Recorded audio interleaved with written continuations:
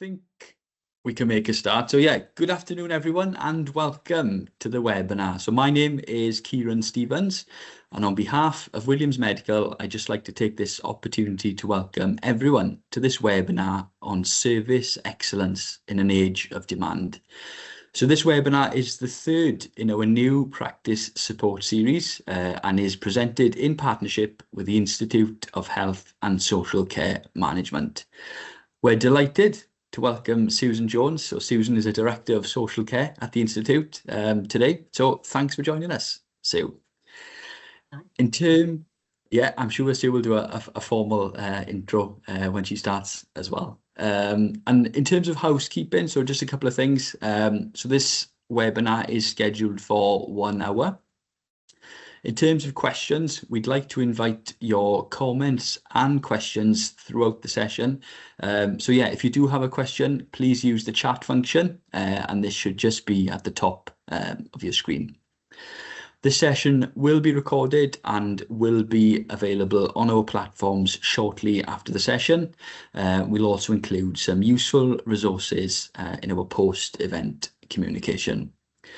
So without further ado, I'd like to hand over to Sue to start the session.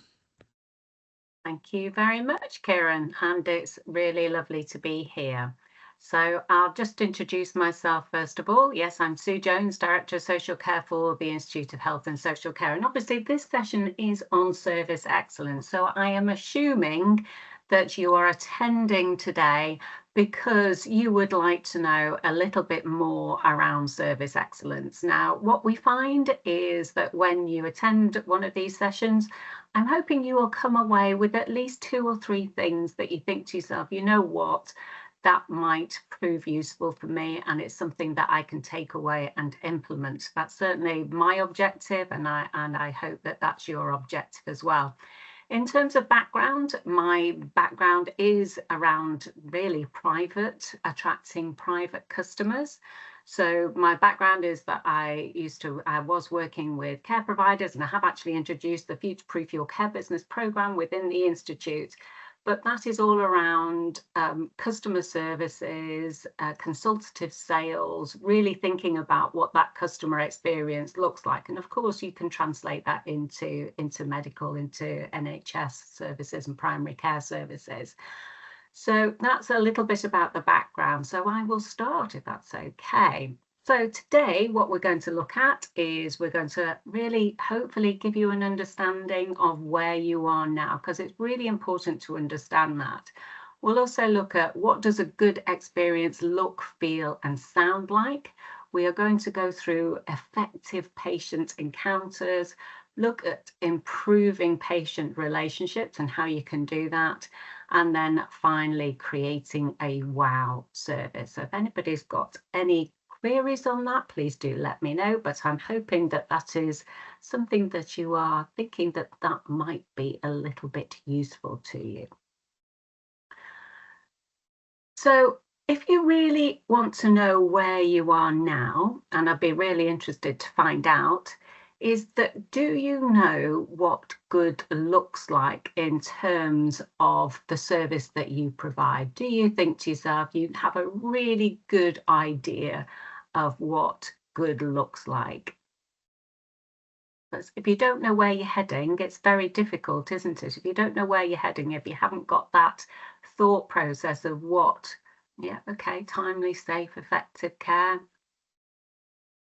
And it's really benchmarking, have you looked at what other practices, similar practices that like yours, do you know what that experience feels like? Have you got anybody that you would think, they seem really good. What is their experience? What is the patient experience as far as they are concerned?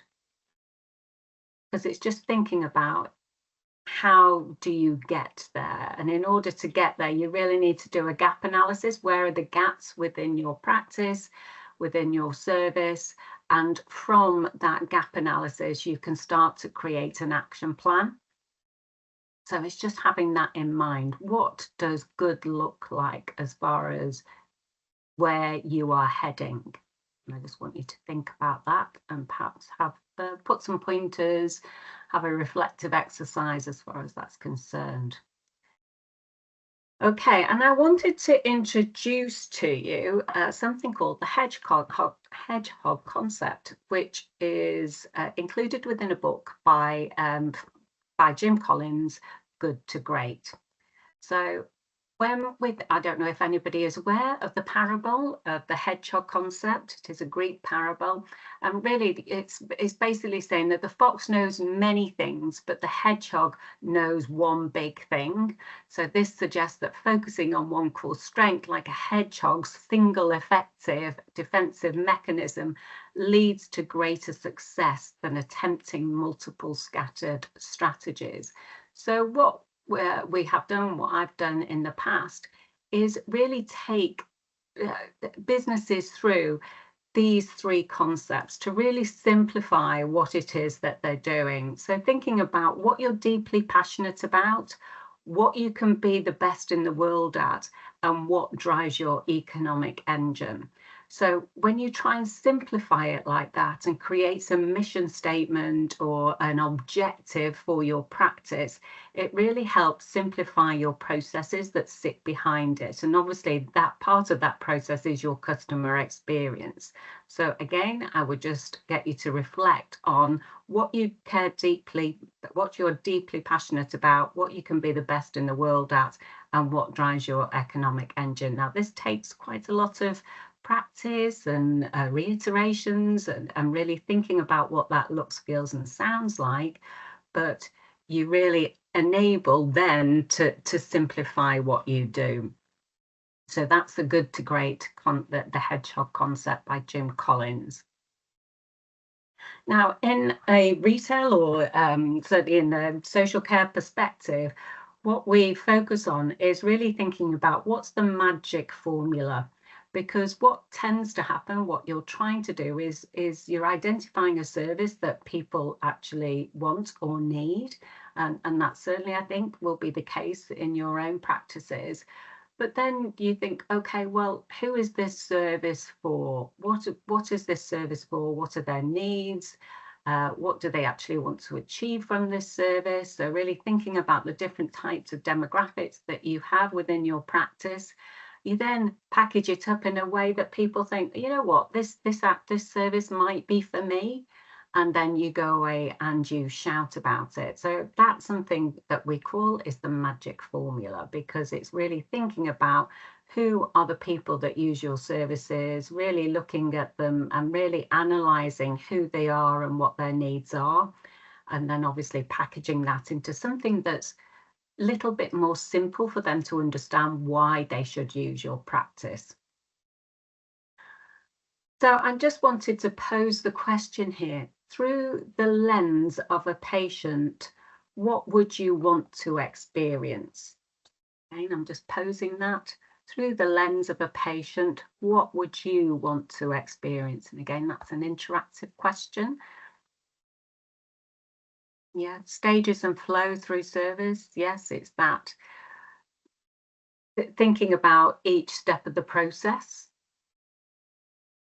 Absolutely, Terry. Feel listened to and understood, feel cared for. And we will be going through that in quite some detail a little bit later on.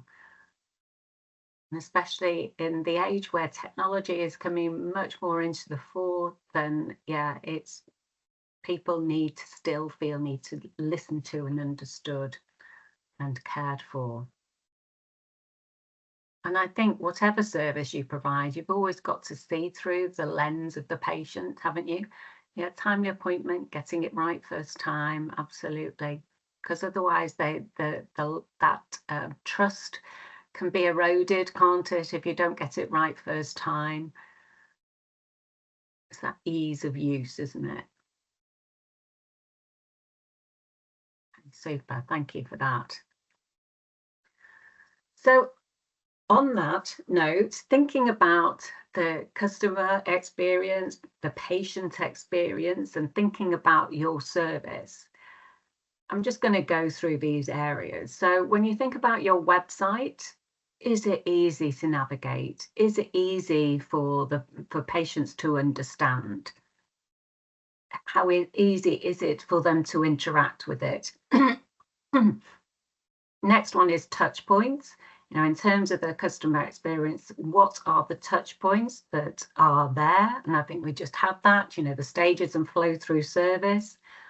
Then thinking about the process, what is that process? Does it feel easy for the patient, or does it feel quite hard and onerous?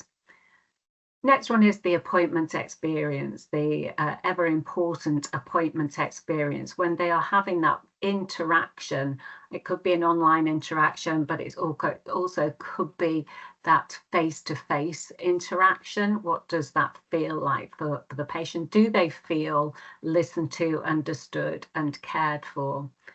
Then thinking about the system that sits behind it, is that a good experience for them? And also, I'm put wider community, because sometimes we forget when we're so ingrained in, we've got a very blinkered view quite often in terms of the service that we provide. But I think it's really important to think about, how does our service interact with the wider community as well? Because what happens is that people tell stories, and they will tell stories based on the experience that they've had. And if they're telling good stories in the wider community, then obviously that's a benefit. If they're telling bad stories in the wider community, then again, that will impact as well. So it's really thinking about, this is a whole journey that people go through.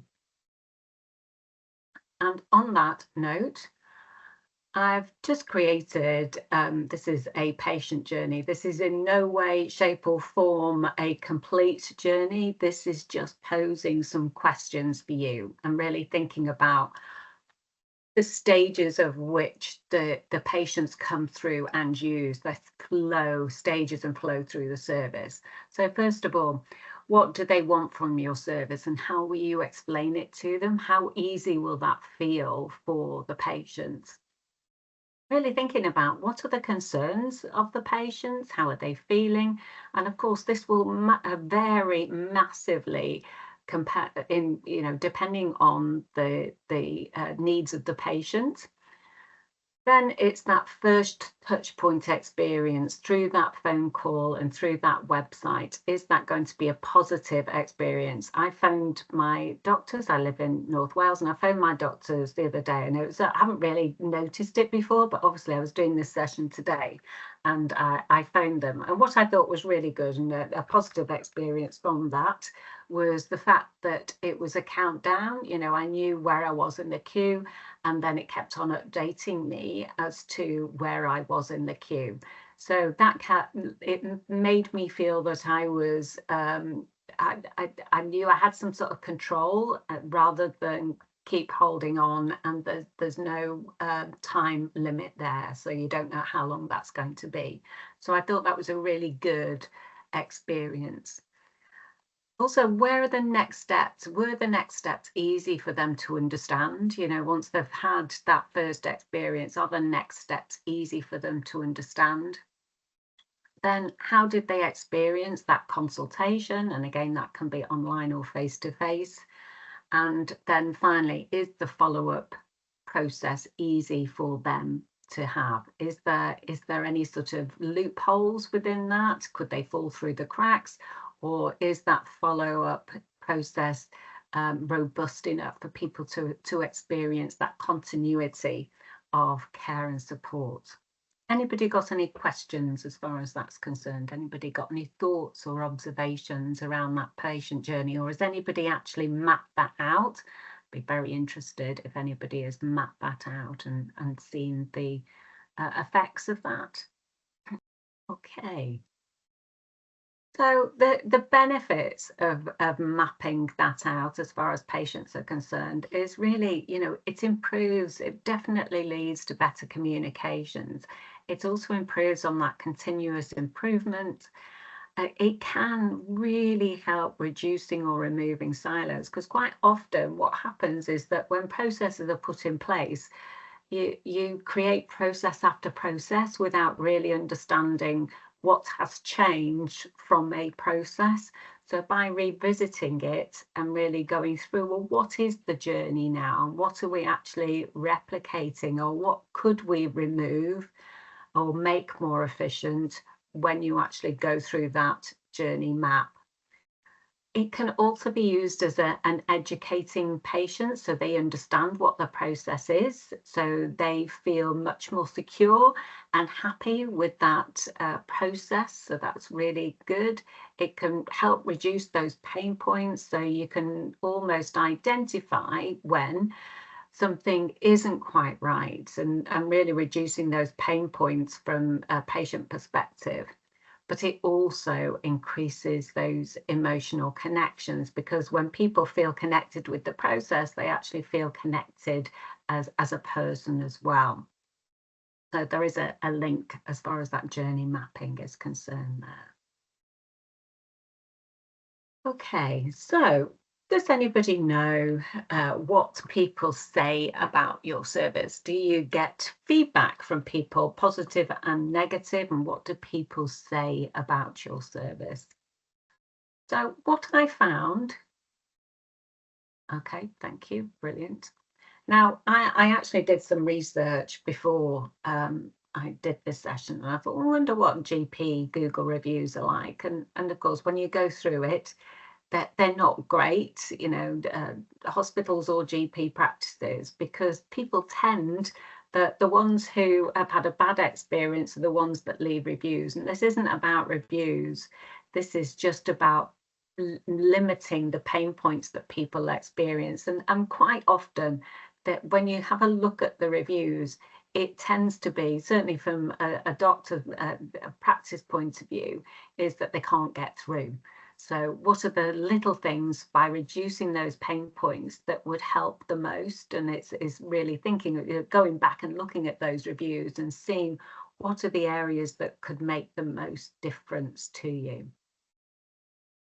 Yes, they do. Yes, exactly. They do, Terry. I have to say, I have left a really good review for my GP practice, and I did that a while ago. Because I thought, no, I've actually had a really good experience, but unfortunately, some people don't leave, you know, they don't leave that positive review, which really skews the numbers. But it's important to understand that the brand experience, and perhaps educate people that it's good for them to leave a Google review, even encouraging them to do so. Just a thought as well. It's certainly something that we get people to do from care providers' experience as well, which again has the same challenges, to be honest.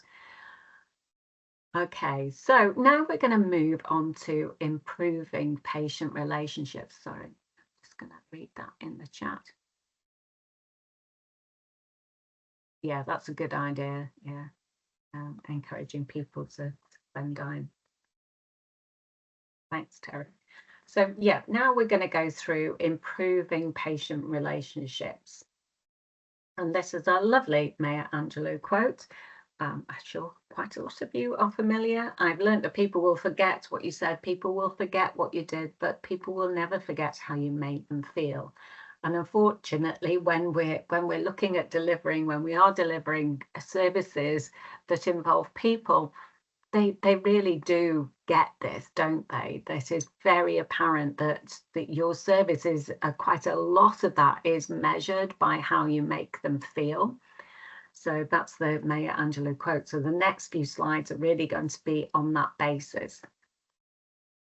So I don't know if anybody has read Michael West's Compassionate Leadership. Anybody? I've got it on my desk here. If anybody hasn't read that. Very good book. It's something that we are doing. We are doing Compassionate Leadership Program. We've got this coming in September or next. We're hoping to get this accredited by then. But compassionate leadership is definitely enables you. There's a lot of evidence to support compassionate outcomes and how you actually improve customer outcomes from that. So I'm just going to go through some of that now. So the 4 strands are, from Michael West's book, is attending, understanding, empathizing, and helping. So I'll just explain those two, because compassionate interactions is the one thing that you can do that has the most effect whilst also costing very, very little. All it costs, which I know is valuable, but what you're doing is basically spending just a little bit more time and having those interactions with patients. So the first one is attending. And when you attend to somebody, you are actively listening to the other person. So really actively listening and taking notes, and not and just being completely focused on them. Understanding is really thinking about understanding deeply. This is around, really understanding where they're coming from. So understanding is really important. Empathizing is actually pivoting and seeing it from their point of view. So it's really empathizing from how they are feeling, how do they actually feel, and putting yourself in their shoes.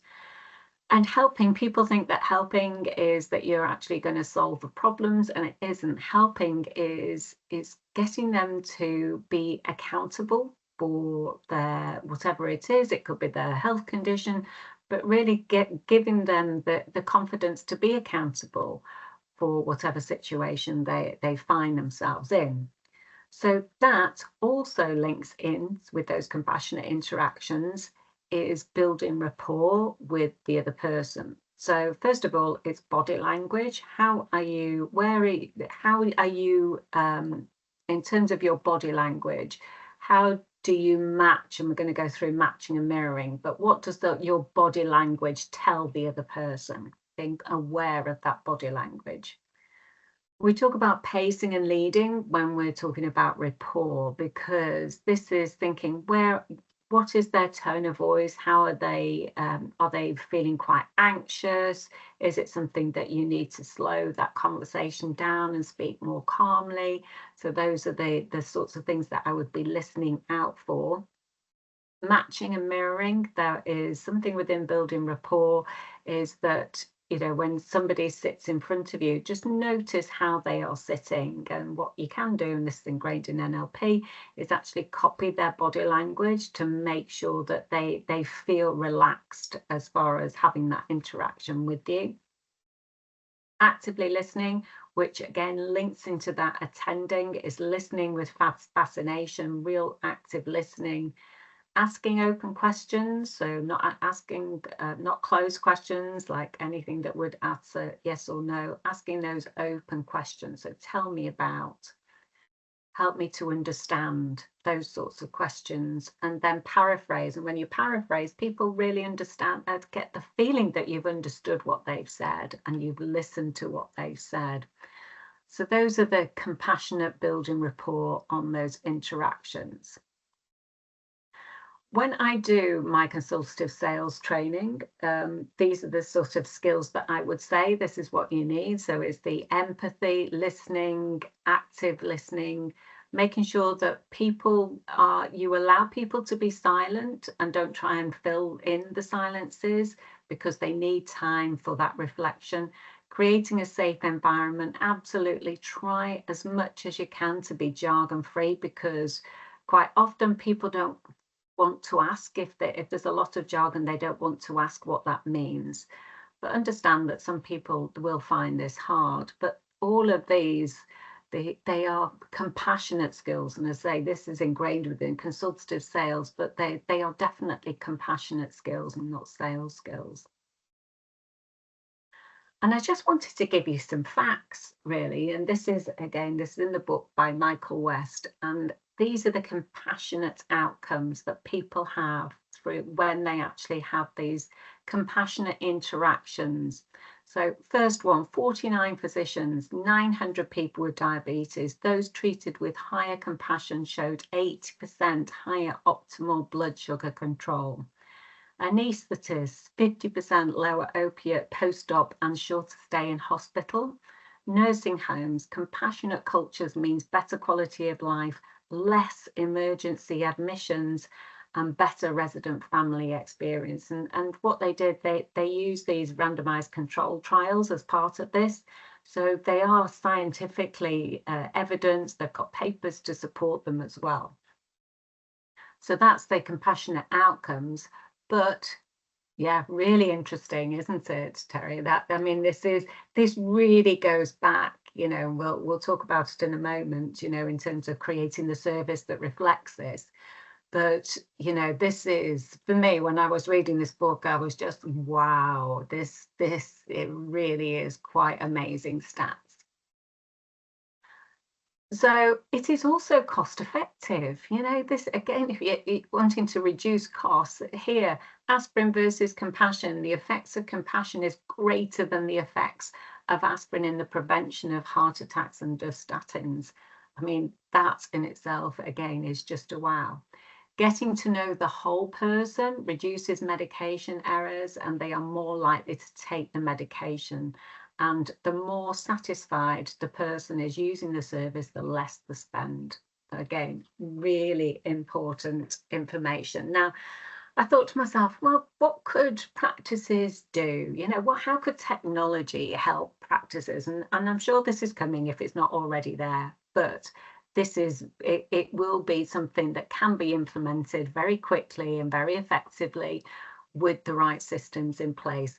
So I was thinking, what is the most annoying thing for me as a patient when I go into the doctors or a hospital? I mean, my dad, he passed away last year, and I spent multiple times in A&E, and the amount of times that we had to repeat everything again was, you know, honestly, I cannot tell you how many times that we had to say that information. So wouldn't it be fabulous if there was some sort of AI tool that could very quickly recap just the really soft skills, that the soft information that would make people feel like they are, that person really understands who they are, what their needs are, and a little bit of background information. So you could get AI, you know, when you think of, I don't know if anybody uses AI here, but, you know, it very quickly, within seconds, accumulates a vast amount of information and summarizes it into a couple of sentences. So it's things like, this patient is likes to be known as X. They are however old they are. The last time they visited the practice was XX. Is there any particular concerns that I need to be aware of prior to this meeting? And I was just thinking that wouldn't be very difficult to do. And if you could, as a practitioner, have that information, and it could just be summarized to you without having to go onto a system and physically look for it, I thought that would be a really good idea. And as I say, I'm sure it's out there already, but if it's not, it should be. It will be coming though soon, I'm sure. So we are going to go on to TNT now, and TNT stands for Tiny Noticeable Things. So when you think, these are the tiny noticeable things that quite often make the biggest difference. So when you're thinking about tiny noticeable things, the really good things that you do within your service, what would those tiny noticeable things be? In terms of interacting with your patients, what could you say would be really tiny noticeable things? There is a really lovely forgotten his name.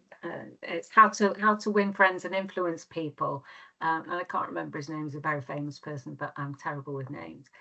And you know, he talks about that the name of the person is the sweetest, most important thing that is attached to somebody. So calling them by their name is really, really key. So yes, definitely speak to them, listen to them, call them by their preferred name. It really makes a massive difference. It makes such a difference, doesn't it? Because, you know, what is their reaction when you ask that question? They'll be thinking, wow, they remembered. So the more information, you know, the soft facts information that you can put on your systems, the better, because it does help to build that rapport. and build that trust and that emotional connection. So it's those tiny noticeable things that make the biggest difference, definitely. You know, and even when I was saying about, you know, in the queue is what can you do in terms of systemizing that process? What would help people understand that they are in a queue and that they are being seen to? You know, it is going down, that queue is going down. So there's little things that you can do that make the biggest difference. Thank you for that. There's a video to that. But it's really, you know, what tiny noticeable things is taking your service from a 4-star service to a 5-star service.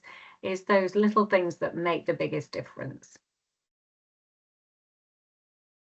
That. So now we are going on to wow. So this is from the 3 rings of perceived value, integrated customer by the Klemmer Group. So I'm just going to go through this now. So when you're thinking about your core service, does the service, this is from a patient's perspective, does the service meet my needs or expectations? You know, is that, and that really should be your core service. And if it isn't part of your core service, then, you know, you think, okay, that's a bit of a problem. So that's the core service. And what's the desirable service? The desirable service is the service convenient, efficient, easy to access or use, would be a desirable service. And the wow service is, how do they make me feel? So all those TNTs that we've just spoken about, they're the ones that get people to recognize what the service that you're offering is a wow service. And that's why when we go back to the Maya Angelou quote, people will tell stories about you, and it is like a ripple effect. So it is those tiny noticeable things that create the wow stories that will actually get the patient experience and that patient satisfaction really go up as far as that wow service is concerned. Anybody got any thoughts or comments? The wow service, is that something that people have actually done? Really thinking about what their core service is, what their desirable service would be, and their wow service.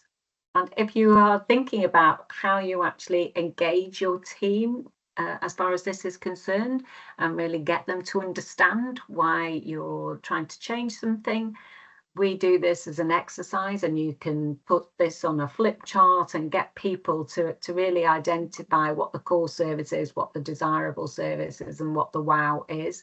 And as I say, that really enables them to understand that it's their personal interactions that's going to have the biggest difference, because sometimes that can be quite hard.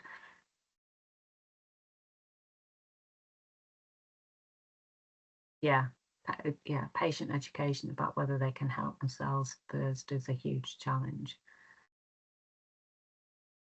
And again, is where do you start with that? You know, is that, do you start with the small interactions and then build from that? And I don't know the answer to it, but is that how you actually start? Does the patient need to feel that they're being listened to, and then you build on that?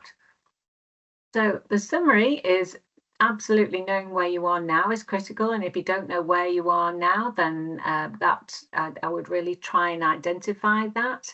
Understanding the patient experience and where the pain points are will benefit your practice. Compassionate care evidence suggests it is more effective and reduces cost, and creating those TNTs can create a wow service.